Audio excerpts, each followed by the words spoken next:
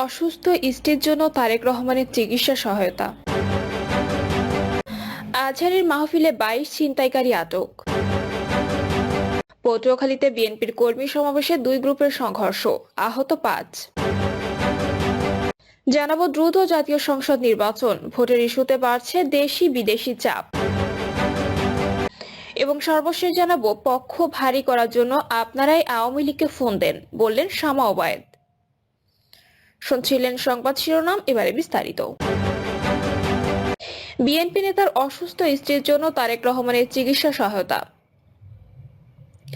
রাজধানী ঢাকার লালবাগের 23 নম্বর word BNP যুগ্ম সম্পাদক আনোয়ার হোসেন মাহবুবের স্ত্রীকে চিকিৎসা সহায়তা দিয়েছেন বিএনপির ভারপ্রাপ্ত চেয়ারম্যান তারেক রহমান। কিডনি ও লিভারের সমস্যা নিয়ে মরহুম আনোয়ার হোসেন মাহবুবের স্ত্রী পাপি আক্তার রীরা প্রচন্ড অসুস্থ অবস্থায় রাজধানীর একটি হাসপাতালে কয়েকদিন ভর্তি ছিলেন। বিএনপি ভারপ্রাপ্ত চেয়ারম্যান ও আমরা বিএনপি পরিবার এর প্রধান পৃষ্ঠপোষক তারেক রহমানের নির্দেশে চিকিৎসা সহায়তা পৌঁছে দেয় আমরা বিএনপি পরিবার এর একটি প্রতিনিধি দল। আজহারের মাহফিলে 22 ছিনতাইকারী আটক। লালমনিরহাটের ডক্টর মিজানুর রহমান আজহারের ওয়াজ মাহফিলে এসে মোবাইল ও স্বর্ণ ছিনতাইয়ের ঘটনায় 22 জনকে আটক করেছে পুলিশ। তাদের মধ্যে 21 জন নারী ও 1 জন পুরুষ। মাহফিলে অংশ নেওয়া মুসল্লিরা জানান, সকালে মিজানুর রহমান আজহারের মাহফিলে অংশ নিতে 4টি মাঠে প্রায় 10 থেকে 12 লক্ষ নারী পুরুষ উপস্থিত হন। মাহফিল শেষে বাড়ি যাওয়ার পথে একটি ছিনতাইকারী চক্র স্বর্ণ ও মোবাইল ফোন ছিনতাই করে পালিয়ে যায়। তবে তাদেরকে বিভিন্ন স্থান থেকে আটক করে পুলিশ। ওসি নূর নবী জানান, বিপুল সংখ্যক আইন শৃঙ্খলা বাহিনী মসজিদের নিরাপত্তার দায়িত্বে ছিলেন, তবুও ছদ্মবেশে নারীদের জিনিসপত্র ছিনতাই ও চুরি করে একটি চক্র। তাদেরকে সন্দেহমূলক আটক করা হয়েছে, জিজ্ঞাসাবাদ চলছে। চুরি করা জিনিসপত্র পাওয়া গেলে তাদের বিরুদ্ধে আইনগত ব্যবস্থা নেওয়া হবে। পটুয়াখালীতে বিএনপির কর্মী সমাবেশে দুই গ্রুপের সংঘর্ষ, আহত 5।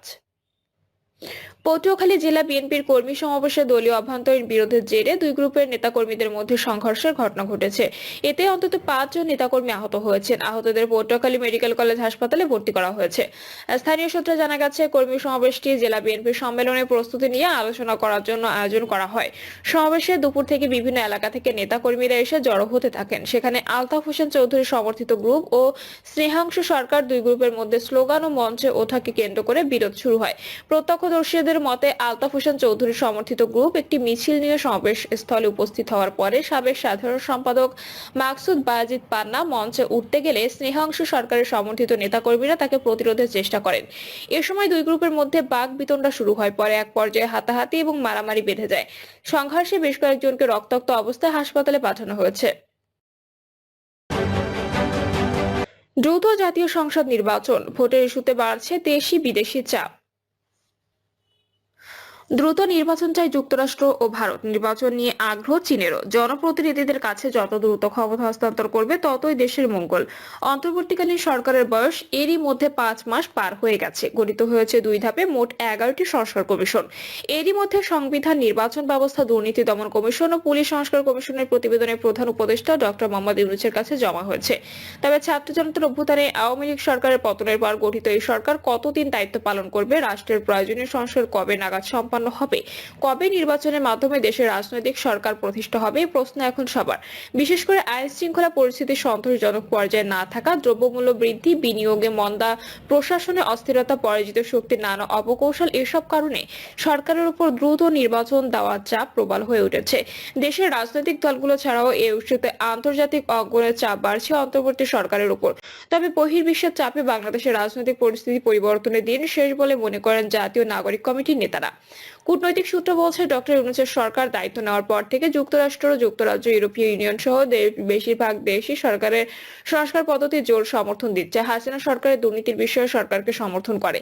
তবে আন্তর্জাতিক মহল শুরু থেকে অন্তর্বর্তী সরকারের কাছে সংস্কারের পাশাপাশি নির্বাচনের কথা বলে। সংস্কার ইস্যুতে সরকারের সময় নিয়ে কোনো মন্তব্য করেননি বিদেশিরা। প্রয়োজনীয় সময়ের পক্ষে ছিল তাদের অবস্থান, কিন্তু 2 মাস ধরে সংস্কারের পাশাপাশি দ্রুত নির্বাচনের বিষয়ে কূটনৈতিক চ্যানেলে আলাপ আলোচনা জোরালো হচ্ছে। এদিকে দেশের অভ্যন্তরে ফ্যাসিবাদ বিরোধী রাজনৈতিক দলগুলোর কাছে থেকেও দ্রুত নির্বাচনের ব্যাপারে চাপ বাড়ছে। বিএনপি ও তার মিত্র 6 দলীয় গণতন্ত্র মঞ্চ, এলডিপি 12 দলীয় জোট, 11 দলীয় জাতীয়তাবাদী সমমনা জোট, গণফোরাম, গণতান্ত্রিক বাম ঐক্য সহ অন্তত 48 ৪৭টি রাজনৈতিক দল অন্তর্বর্তী সরকারের যাত্রা শুরুতে যৌক্তিক সময় নির্বাচন দেওয়ার আহ্বান জানালেও এখন দ্রুত নির্বাচনী রোডম্যাপ চাইছে। চলতি বছরের মাঝামাঝি সময়ে জাতীয় সংসদ নির্বাচন সম্ভব বলেও মনে করছে সব দল। একই মত ৬ দলীয় বাম গণতান্ত্রিক জোটেরও। পাশাপাশি জামায়াত, গণ অধিকার পরিষদ ও ন্যাশনাল ডেমোক্রেটিক মুভমেন্টও দ্রুত নির্বাচনের কথা বলছে। রাজনীতি সংশ্লিষ্টরা বলছেন, দেশে একের পর এক সংকট সৃষ্টি হচ্ছে। সরকারের পক্ষ থেকেও বিভিন্ন মহলে ষড়যন্ত্রের কথা বলা হচ্ছে। অন্তর্বর্তী সরকারকে সাময়িক হিসেবে সবাই সব বিবেচনা করছে। নির্বাচন দিতে দেরি হলে বিভিন্ন বিষয়ে সমালোচনা বাড়বে এবং বর্তমান সরকারের প্রতি সমর্থনও কমে যেতে পারে। জানতে চাইলে বিএনপির স্থায়ী কমিটির সিনিয়র সদস্য ডক্টর খন্দকার মোশাররফ হোসেন বলেন, বিদেশিরা তাদের নিজস্ব মতামত, নিজস্ব ধারণা দেবে। তাদের এক এক রকম চিন্তা ভাবনা। আমাদের চিন্তা ভাবনা হলো বাংলাদেশের জনগণের চিন্তা ভাবনা। তিনি বলেন, আমরা তো প্রথম থেকেই বলে আসছি, এই সরকার হলো অন্তর্বর্তীকালীন সরকার। কোনো অন্তর্বর্তীকালীন সরকারই অনির্দিষ্টকালের জন্য ক্ষমতায় থাকতে পারে না। সরকার জনগণকে কথা দিয়েছে, তাদের অধিকার ফিরিয়ে দেওয়ার জন্য ক্ষমতা নিয়েছে। অতএব যত দ্রুত নির্বাচন করতে পারে এবং জনগণের প্রতিনিধিদের কাছে ক্ষমতা হস্তান্তর করতে পারে, ততই এই সরকার এবং দেশের জন্য মঙ্গল। আমাদের মহাসচিব বিএনপির মতামত জানিয়েছেন, আগামী জুলাই আগস্টের মধ্যে নির্বাচন করা সম্ভব। নির্বাচন কমিশনের সে প্রস্তুতি আছে, এটা সম্ভব। তাই আশা করি সরকার যত দ্রুত সম্ভব নির্বাচন দিয়ে জনগণের নির্বাচিত প্রতিনিধিদের কাছে ক্ষমতা হস্তান্তর করবে। তাদের ক্ষমতা হস্তান্তর করতে হবে একটি জনগণের ভোটে নির্বাচিত প্রতিনিধিদের কাছে। এই স্বল্পকালীন সরকারের পক্ষে সংস্কার প্রস্তাবগুলো সব সম্পন্ন করা সম্ভব নয়। তাই যারা নির্বাচিত হবে তারা বাকি কাজগুলো সম্পন্ন করবে, এটাই প্রত্যাশা।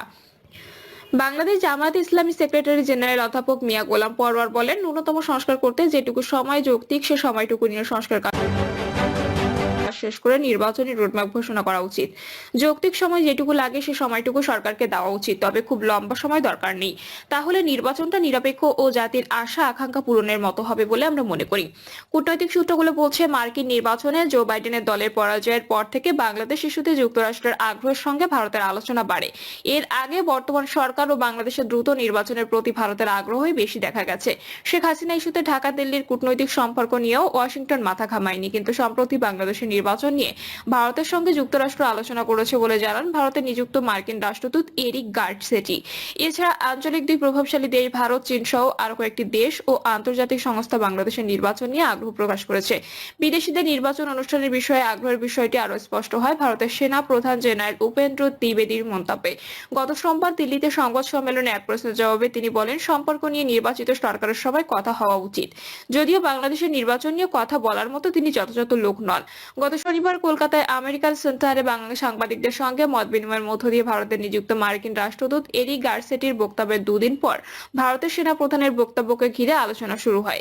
এরিক গার্সেটি বলেন, বাংলাদেশে দ্রুত সময়ে একটি গ্রহণযোগ্য নির্বাচন অনুষ্ঠানের বিষয়ে যুক্তরাষ্ট্র এবং ভারত আলোচনা করেছে। সম্প্রতি দুই দেশের জাতীয় নিরাপত্তা উপদেষ্টা পর্যায়ে একটি বৈঠক হয়।